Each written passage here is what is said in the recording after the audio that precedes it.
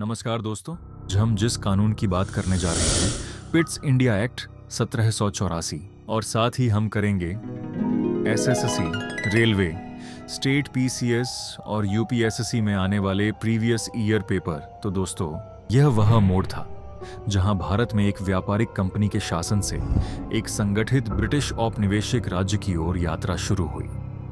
इस अधिनियम से पहले भारत पर शासन कर रही थी ईस्ट इंडिया कंपनी, जिसका मूल उद्देश्य था मुनाफा कमाना, न कि जनता का कल्याण। लेकिन 1784 के बाद ब्रिटिश संसद ने यह स्वीकार कर लिया कि भारत जैसे विशाल और समृद्ध क्षेत्र को अब केवल एक निजी कंपनी के भरोसे नहीं छोड़ा जा सकता।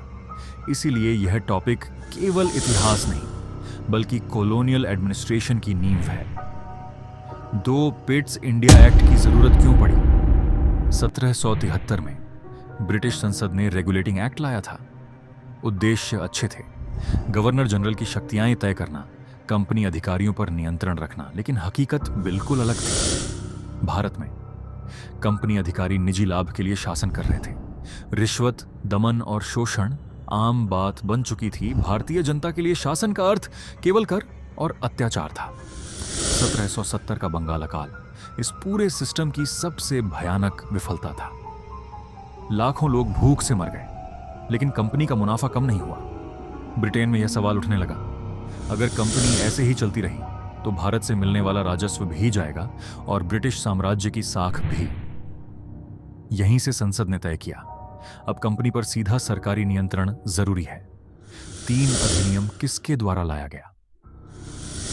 इस ऐतिहासिक बदलाव के पीछे थे William Pitt the younger, Britain के सबसे युवा प्रधानमंत्री, प्रशासनिक सुधारों के समर्थक, साम्राज्य को व्यवस्थित करने की सोच रखने वाले नेता। पिट ने यह साफ समझ लिया था कि भारत जैसे विशाल भूभाग को एक प्रॉफिट सीकिंग कंपनी के भरोसे छोड़ना ब्रिटिश हितों के लिए खतरनाक है। इसी सोच से जन्म हुआ पिट्स इंडिया एक्ट। 1784 अधिनियम की मूल भावना इस अधिनियम की आत्मा थी, political control without ending the company. अर्थात कंपनी को तुरंत हटाया नहीं गया, लेकिन उसकी राजनीतिक स्वतंत्रता छीन ली गई। ब्रिटिश नीति साफ थी, अचानक सत्ता नहीं छीननी, बल्कि धीरे धीरे नियंत्रण अपने हाथ में लेना। इसे ही कहा जाता है ग्रेजुअल इंपीरियल टेकओवर। 5 सबसे बड़ी विशेषता। Dual system of control. यह अधिनियम पहली बार स्पष्ट करता है कि व्यापार और शासन अलग अलग चीजें हैं। इसीलिए व्यापार कंपनी कर रही थी और शासन ब्रिटिश सरकार यही बना। डुअल सिस्टम ऑफ कंट्रोल, द्वैध शासन प्रणाली। यही व्यवस्था आगे चलकर क्राउन रूल का रास्ता बनाती है। 6 द्वैध शासन प्रणाली कैसे काम करती थी? अब भारत से जुड़े फैसले 2 स्तरों पर होने लगे। Court of directors, company. माल की खरीद बिक्री, फैक्ट्रियां, व्यापारिक मुनाफा। बोर्ड ऑफ कंट्रोल, ब्रिटिश सरकार, युद्ध की अनुमति। भारतीय राजाओं से संधियां, प्रशासनिक और राजनीतिक नीतियां। मतलब साफ था, कंपनी अब शासक नहीं, केवल एक इकोनॉमिक एजेंट बन चुकी थी। 7 बोर्ड ऑफ कंट्रोल का वास्तविक महत्व। Board of control British cabinet का हिस्सा था, संसद के प्रति जवाबदेह था, इसके पास अधिकार था कंपनी के आदेशों को बदलने का, निर्देश जारी करने का, भारत नीति तय करने का। इसलिए इतिहासकार कहते हैं 1784 के बाद भारत का शासन लंदन से चलने लगा। 8 कंपनी को क्यों बचाया गया? ब्रिटिश सरकार जानती थी कि कंपनी के पास वर्षों का अनुभव है, व्यापारिक ढांचा मौजूद है, सेना और प्रशासनिक नेटवर्क तैयार है। इसीलिए कंपनी को खत्म नहीं किया गया, बल्कि एक इंस्ट्रूमेंट ऑफ एम्पायर बना दिया गया। कंपनी अब माध्यम थी, मालिक नहीं। 9 गवर्नर जनरल की शक्तियों में वृद्धि। इस अधिनियम के बाद बंगाल का गवर्नर जनरल धीरे धीरे पूरे भारत का केंद्रीय प्रशासक बनता गया। इसका प्रभाव, प्रेसिडेंसियों की स्वतंत्रता घटी, एक यूनिफाइड एडमिनिस्ट्रेशन की नींव पड़ी। 10 कंपनी की राजनीतिक स्वतंत्रता समाप्त। अब कंपनी अपनी मर्जी से युद्ध नहीं कर सकती, संधियान नहीं कर सकती, विस्तार की नीति तय नहीं कर सकती। यह कंपनी शासन के अंत की शुरुआत थी। 11 वास्तविक सत्ता का हस्तांतरण कागजों पर। कंपनी शासन कर रही थी, हकीकत में नीति ब्रिटिश सरकार बना रही थी। इसी कारण कहा जाता है 1784 के बाद भारत पर अप्रत्यक्ष क्राउन रूल शुरू हो गया। 12 भारतीयों पर प्रभाव। भारतीयों के लिए न प्रतिनिधित्व मिला न अधिकार, बस इतना बदला कि शोषण अब अधिक संगठित और कानूनी हो गया।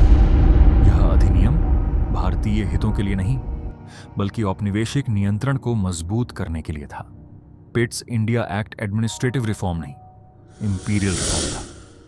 इसका उद्देश्य ब्रिटिश सुप्रीमेसी स्थापित करना, भारत को एक नियंत्रित उपनिवेश बनाना। 14 आगे के चार्टर एक्ट्स की भूमिका। पिट्स इंडिया एक्ट एक फ्रेमवर्क था। 1813, 1833, 1853। कंपनी समाप्त। क्राउन रूल औपचारिक रूप से लागू। इस प्रकार हम कह सकते हैं कि पिट्स इंडिया एक्ट 1784 ने भारत में एक निजी व्यापारिक शासन को एक नियंत्रित औपनिवेशिक शासन में बदल दिया। इसीलिए इसे ब्रिटिश औपनिवेशिक प्रशासन की आधारशिला माना जाता है। Previous year questions answer. एक पिट्स इंडिया एक्ट ने किस संस्था की शक्तियों पर नियंत्रण लगाया? East India company. 2 Pitt's India act के तहत भारत के राजनीतिक मामलों की निगरानी कौन करता था? Board of control. 3 Pitt's India act के अनुसार कंपनी किस प्रकार का कार्य कर सकती थी? केवल व्यापारिक कार्य। 4 पिट्स इंडिया एक्ट ने किस देश की संसद को भारत के मामलों में सर्वोच्च बना दिया? ब्रिटेन। 5 पिट्स इंडिया एक्ट के बाद भारत की विदेश नीति कौन तय करता था? ब्रिटिश सरकार। 6 पिट्स इंडिया एक्ट के अंतर्गत किसे युद्ध की अनुमति देनी होती थी? बोर्ड ऑफ कंट्रोल को। 7 पिट्स इंडिया एक्ट से पहले कंपनी की शासन व्यवस्था कैसी थी?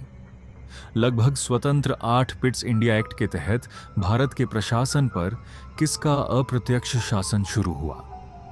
British crown. 9 Pitt's India act ने किस प्रकार के शासन का अंत प्रारंभ किया?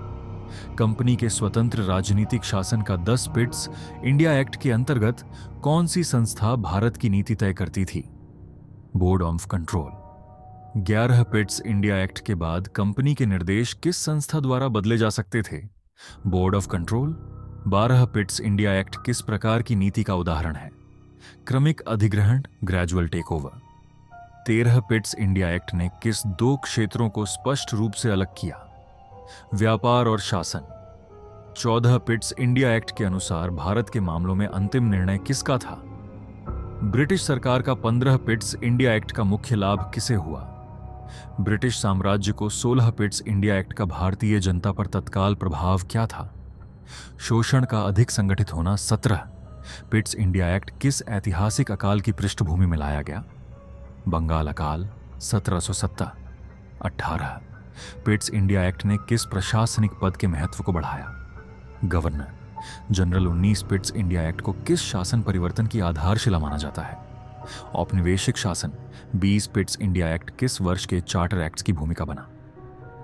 1813, 1833 और 1853। 21 पिट्स इंडिया एक्ट ने किस संस्था की शक्तियों पर नियंत्रण लगाया? East India company. 22 Pitt's India act के तहत भारत के राजनीतिक मामलों की निगरानी कौन करता था? Board of control. 23 Pitt's India act के अनुसार कंपनी किस प्रकार का कार्य कर सकती थी? केवल व्यापारिक कार्य। 24 पिट्स इंडिया एक्ट ने किस देश की संसद को भारत के मामलों में सर्वोच्च बना दिया? ब्रिटेन। 25 पिट्स इंडिया एक्ट के बाद भारत की विदेश नीति कौन तय करता था? ब्रिटिश सरकार। 26 पिट्स इंडिया एक्ट के अंतर्गत किसे युद्ध की अनुमति देनी होती थी?